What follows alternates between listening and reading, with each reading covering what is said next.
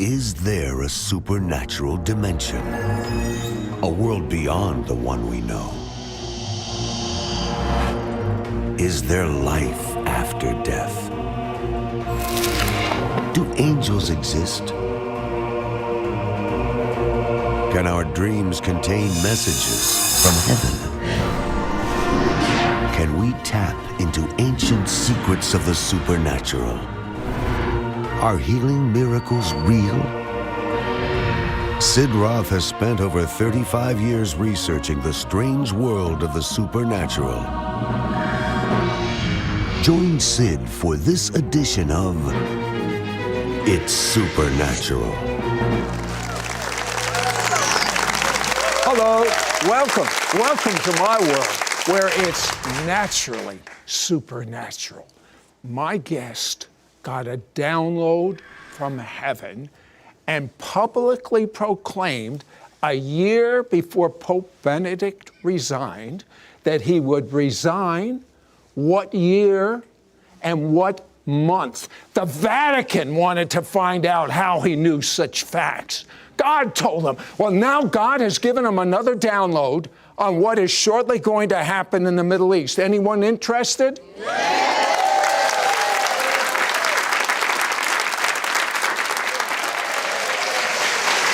Well, I had Tom Horn and Chris Putnam here, and they shocked the world in their revelations on the Pope. Chris is the scholar on the team. Mm-hmm.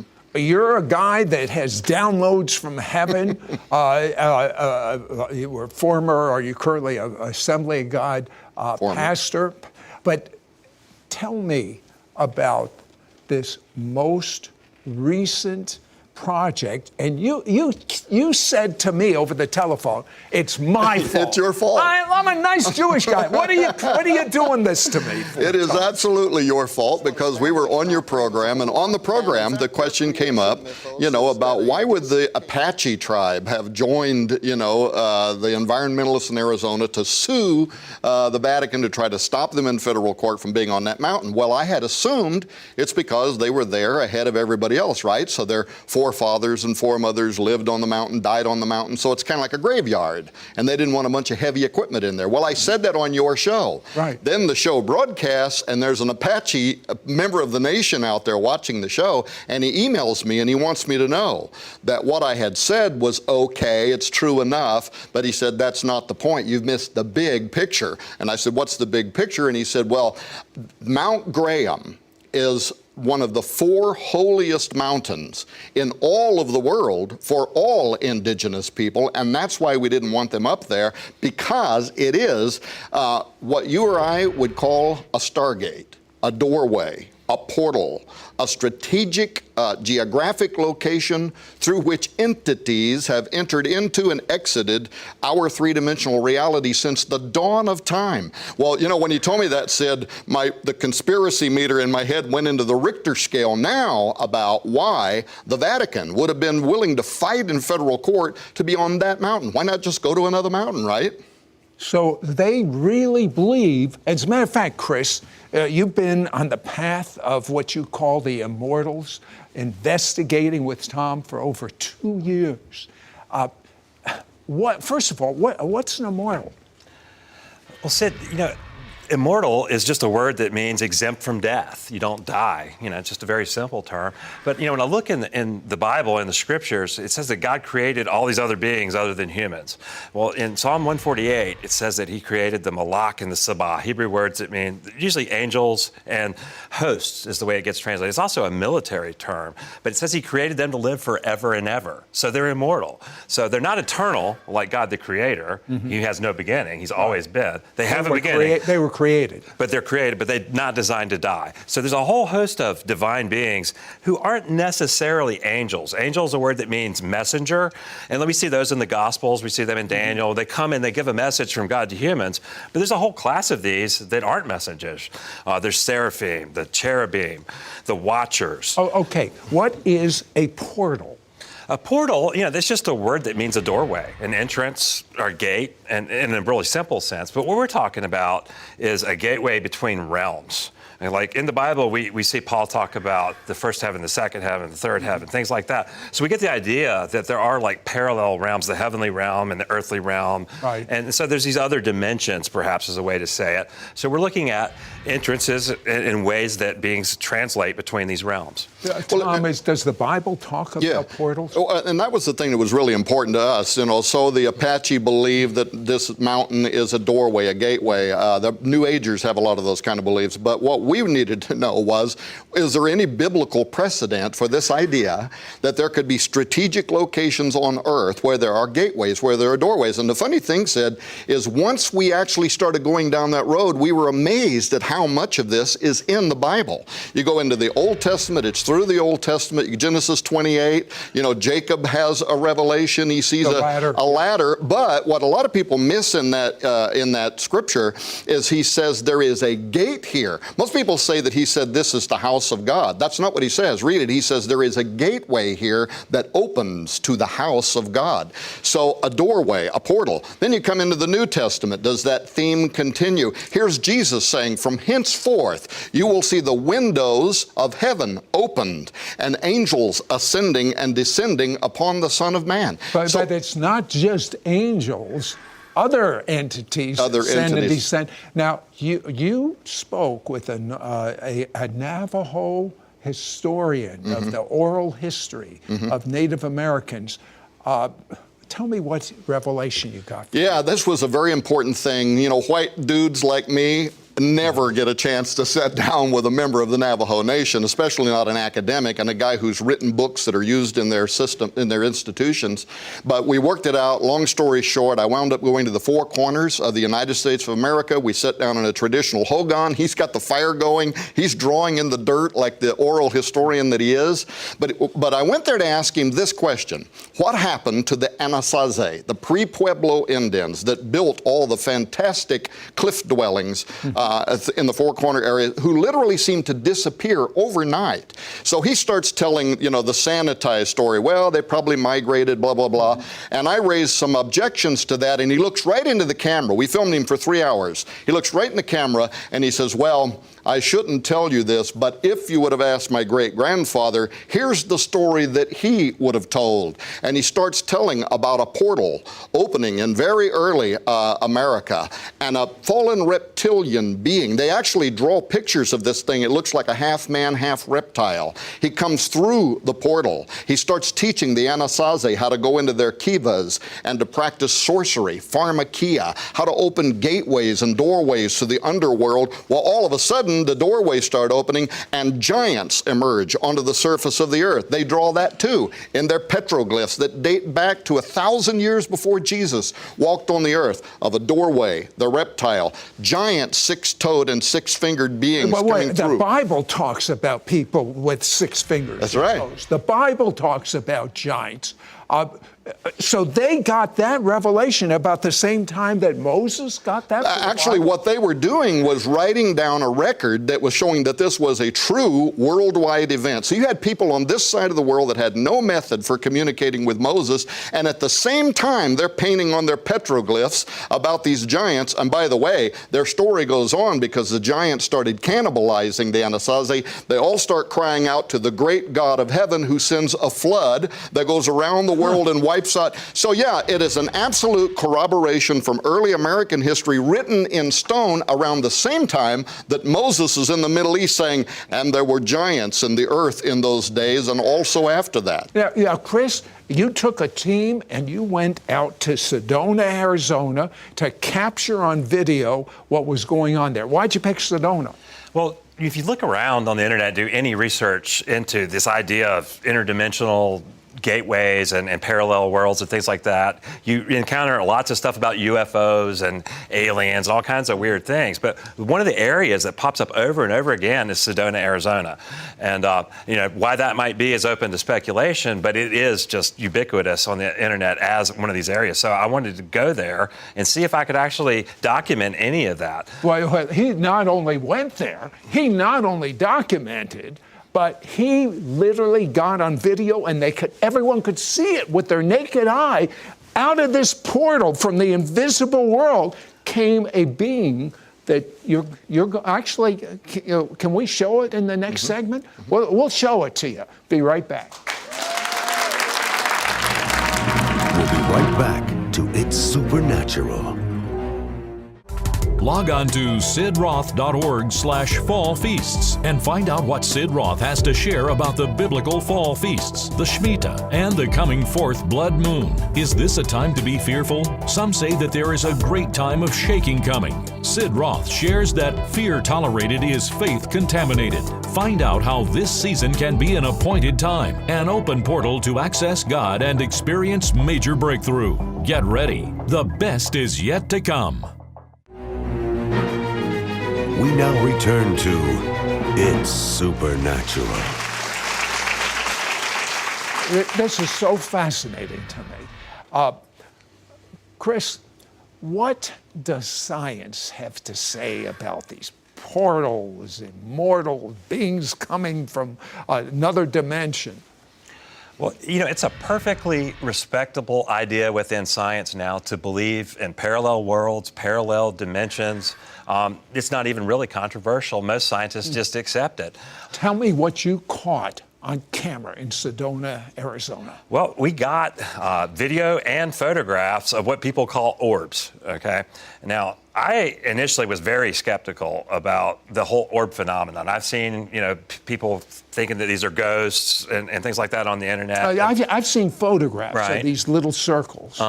So the way we did it is we set up a still photograph with a flash, the way people normally catch orbs, but at the same time have a video camera running from a different angle. Now, if it shows up on two different angles, in the same spot, it can't be a dust particle on the lens or any of those kind of things. We were kind of surprised that not only did we catch them on both cameras, but the professional photographer that I hired to come out there and video it saw it with his naked eye. He saw a ball of light flying toward him as he was filming. So not only did they show up on both cameras, and we literally saw them with our eyes.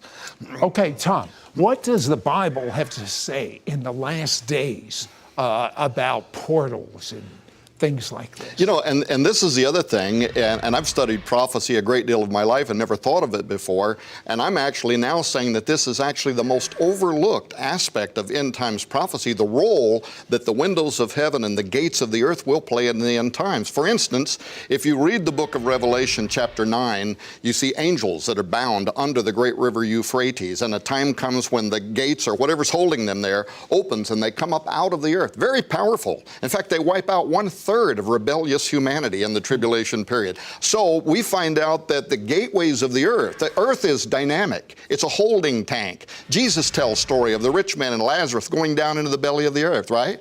Jesus tells about Jonah, and he says, as he was in the belly of the earth, the Son of Man's going to go there too. Here's the good part though. When Jesus in his death, burial, and resurrection went down into the belly of the earth, when he came out, it says he brought with him the keys to death, hell, and the grave. That's right. So not only are there gates, there's keys, and he's got the important ones. But here's the thing that I want to make clear to you. You need really godly discernment in the times and days that we're living in, because some of these passageways, demonic entities will come into the earth. Some of these passageways, angels are going to be coming into the earth. I have seen portals that I know were God. And I have seen portals that I know were demonic.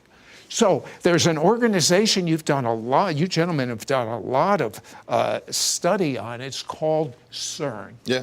What is CERN? Who's it made up of? CERN is a large particle collider. Basically, it's in southeastern France. It's a 17-mile-long tunnel that's buried beneath the ground, and what they're doing there is they're accelerating protons at nearly the speed of light. How many countries are involved? 15, 20 countries of the Earth, something like that. And these are top scientists? These are top scientists in the world. And actually, these are the most powerful scientific experiments that have ever been conducted on the face of the Earth. They're accelerating these particles at just beneath the speed of light, and they film what's going on. Now, why are they doing all this? Well, particle physicists, of course, want to know about the nature of creation, so they burst these particles into their subatomic pieces to try to understand what they're doing. But they're also looking for gravitons because they believe that those gravitons might be escaping into a parallel reality. Do they believe that they can actually create a passageway to what they think is heaven, which I know is the demonic realm? They not only believe it, Sergio Bertolucci, who is the science director at CERN, said it in a public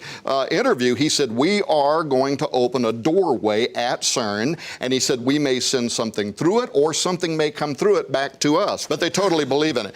And one other final thing, by the way, is they're also looking for gluon, and this thrills me as a theologian. What is gluon? Gluon is, in a layman's term, essentially the overlaying of sound waves, because particle physicists can't understand why we don't just fly apart, right? The actual matter that you're made out of, Sid, would disappear on the head of a pin. You're almost entirely motion. Protons, neutrons, spinning electrons, your movement. That's all you are. They don't understand. There's no room for pride, is there?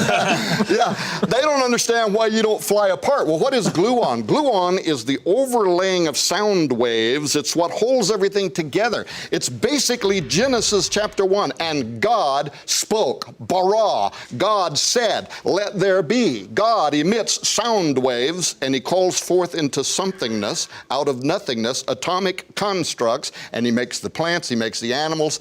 We don't need CERN. Yeah. All we need is the Bible. They're looking for the voice of God.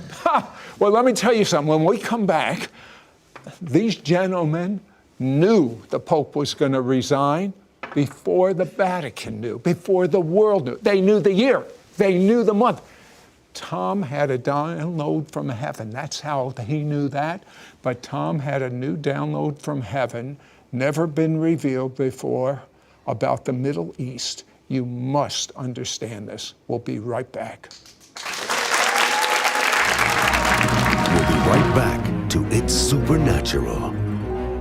Call right now to get Tom Horn and Chris Putnam's End Time book and their powerful over 2-hour investigative DVD on the Path of the Immortals, plus their bonus DVD, Path of the Immortals. Your questions answered. Yours for a donation of $35. Shipping and handling is included. Ask for offer number 9348. This prophetic book and riveting over 2-hour DVD answers questions concerning cutting-edge end-time revelation. Who are the immortals, the ancient entities, alien beings that Bible prophecy refers to who are waiting for the appointed time to reveal themselves on planet Earth? What role will they play in unleashing an atmosphere of darkness and fanatical control? And what role will God's angelic realm play in counteracting it? What is the prophetic significance of the supernatural activity that has involved the Vatican and their observatory on Mount Graham in Arizona? What is the Lucifer Project? And what tie-in does it have with the new heretical Catholic Jesuit theology, proclaiming the coming of aliens that will transform the way many interpret the Gospels? What new proof has been uncovered concerning the existence of ancient portals?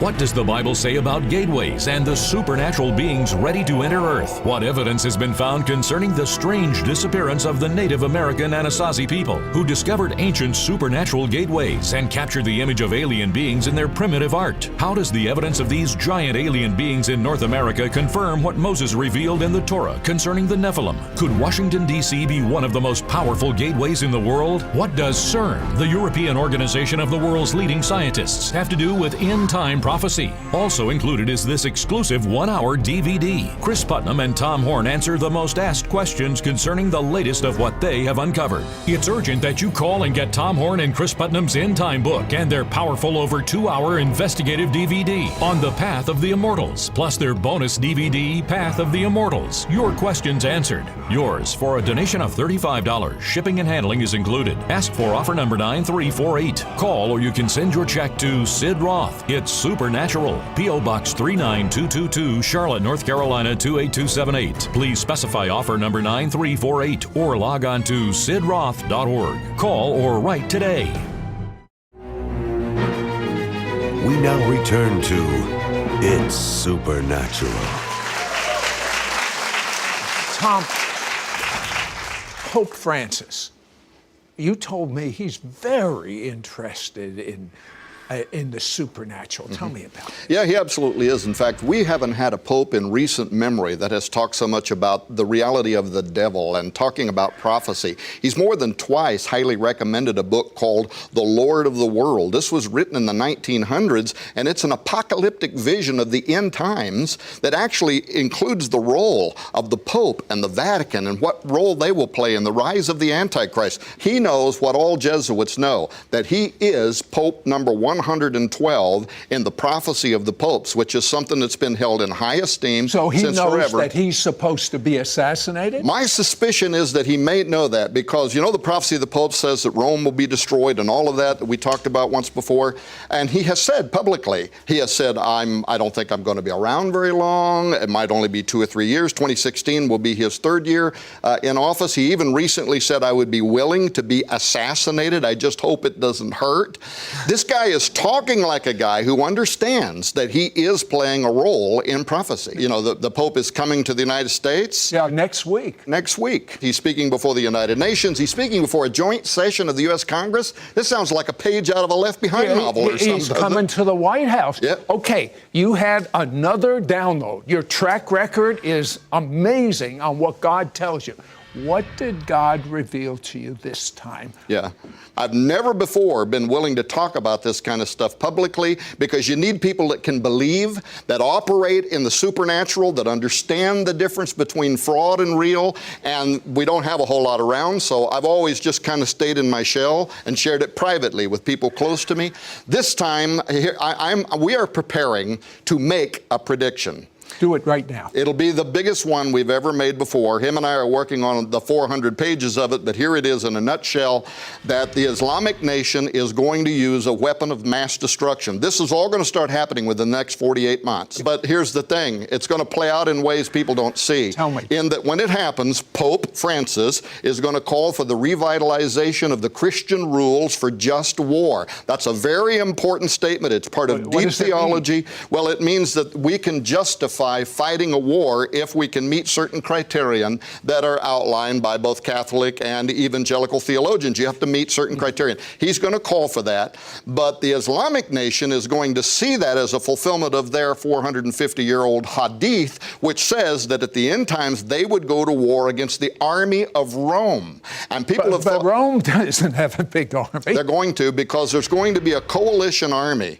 It's going to be made up of the United States, United Nations, Britain, Muslim countries are going to come in, but they're going to see their Christian justification for this war through this call by the Pope, and that's why the Muslims are going to see this as a new crusade, the final crusade, a battle against the armies of Rome. However, in the same way that the end of World War II led to Zionism finally getting its legs under it, the United States, Britain, the United Nations started calling for a Jewish state, a Jewish nation, and in 1948, what happens? A miracle happens. The nation of Israel, the fig tree blossoms, right? And guess what happens? The church that was asleep at that moment, they saw prophecy unfolding before their very eyes, and it gave birth to what we today call the Age of Fire, the 50s, the 60s, the 70s. Your old friend Catherine Kuhlman, A.A. Allen, Billy Branham, tent revivals, tabernacle revivals. It gave birth to one of the greatest revivals in the history of humanity,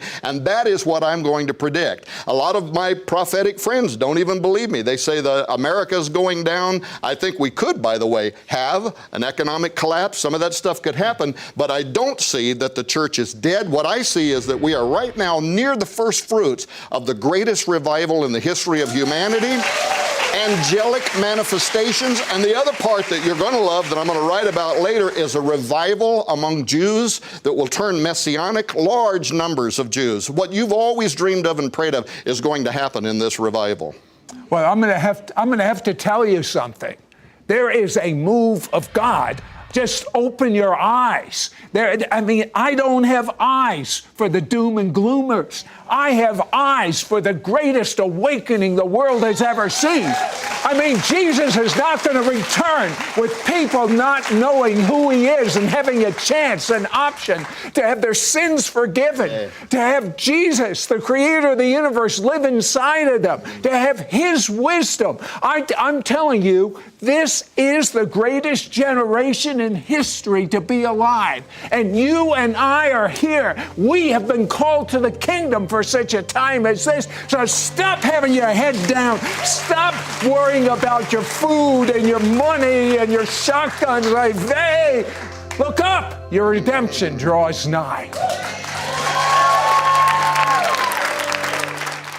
Internationally acclaimed investigative authors Thomas Horn and Chris Putnam unveil the greatest end-time exposé concerning the facts that have been hidden from the public by elitists, scientists, intellectuals, and governments concerning end-time events ready to unfold on planet Earth. All of this clearly points to the soon return of Messiah Jesus. It's time to understand what you could do to be prepared for the future. Call right now to get Tom Horn and Chris Putnam's end-time book and their powerful over 2-hour investigative DVD on the path of the immortals, plus their bonus DVD, Path of the Immortals. Your questions answered. Yours for a donation of $35. Shipping and handling is included. Ask for offer number 9348. We spent the last 24 months investigating the research that has made its way into this unprecedented work called On the Path of the Immortals. And in my opinion, this is the most overlooked, most dynamic aspect of end times Bible prophecy. This prophetic book and riveting over 2-hour DVD answers questions concerning cutting-edge end-time revelation. Who are the immortals, the ancient entities, alien beings that Bible prophecy refers to who are waiting for the appointed time to reveal themselves on planet Earth? What role will they play in unleashing an atmosphere of darkness and fanatical control? And what role will God's angelic realm play in counteracting it? What is the prophetic significance of the supernatural activity that has involved the Vatican and their observatory on Mount Graham in Arizona? What is the Lucifer Project, and what tie-in does it have with the new heretical Catholic Jesuit theology proclaiming the coming of aliens that will transform the way many interpret the Gospels? What new proof has been uncovered concerning the existence of ancient portals, doorways, and gateways? What does the Bible say about gateways and the supernatural beings ready to enter Earth? What evidence has been found concerning the strange disappearance of the Native American Anasazi people who discovered ancient supernatural gateways and captured the image of alien beings in their primitive art? How does the evidence of these giant alien beings in North America confirm what Moses revealed in the Torah concerning the Nephilim, giants? Could Washington, D.C. be one of the most powerful gateways in the world? What does CERN, the European organization of the world's leading scientists, nuclear research, physicists, and engineers, have to do with end-time prophecy? There are these selected locations where there are immortal beings from the supernatural realm who are awaiting their time to enter into our realm. Also included is this exclusive 1-hour DVD. Chris Putnam and Tom Horn answer the most asked questions concerning the latest of what they have uncovered. You just can't even understand end-time Bible prophecy without understanding this entire area. So the book, the DVD, you'll see things no human has ever seen before. There are a lot of questions you have right now. They're going to be answered. It's urgent that you call and get Tom Horn and Chris Putnam's End Time book and their powerful over 2-hour investigative DVD on the Path of the Immortals, plus their bonus DVD, Path of the Immortals. Your questions answered. Yours for a donation of $35. Shipping and handling is included. Ask for offer number 9348. Call or you can send your check to Sid Roth. It's Supernatural. P.O. Box 39222, Charlotte, North Carolina 28278. Please specify offer number 9348 or log on to sidroth.org. Call or write today. Next week on It's Supernatural, Rabbi Jonathan Kahn called me the other day and he said, Sid, God has given me a revelation and it's so big that it affects everything we as a people are personally doing and will affect the rise and fall of the United States of America.